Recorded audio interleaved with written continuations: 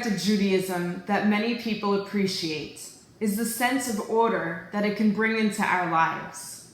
Whether it be the routine of our prayers, the rituals and traditions that divide up each week, or the cycle of our Torah, Judaism can bring a sense of structure. Another Jewish custom that can lend us this structure is known as Sfirat HaOmer, the counting of the Omer.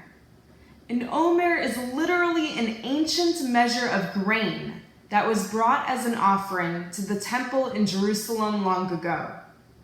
But the Omer is also what we call the 49-day period, beginning the second night of Passover and leading all the way up to our holiday of Shavuot, when we celebrate the giving of our Torah. Each night we are supposed to count up and recite the blessing that commands us to count the days of the Omer.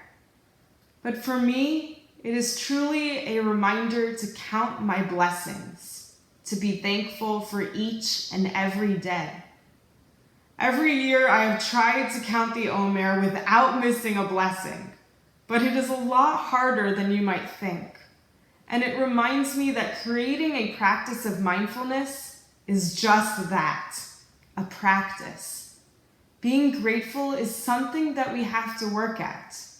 It's much easier to think about what we may be missing in our lives or what we would like to have. Counting our blessings does not mean that we ignore the challenges in our lives. It does not mean that we have to be optimistic at every moment. Instead, it charges us to try to keep perspective. Fortunately for us, we are not alone in our struggle for mindfulness. Judaism, from our liturgy to even more modern Israeli poetry and music, is filled with both biblical and contemporary voices that have wrestled with this very topic. Today, Cantor, Muchnick, and I would like to share with you a poem found in our prayer book that actually speaks of counting the blessing of every day and making every day count.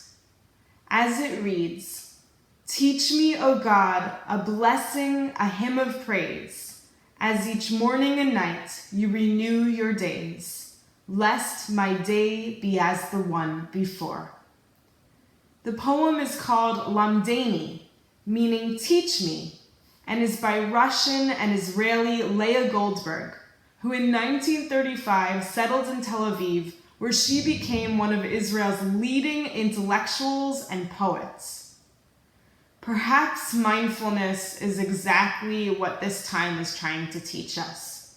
How to appreciate each day, how to use our time, and what truly matters in our lives. Perhaps this year I'll make it through all 49 days, translating into 49 moments of gratitude.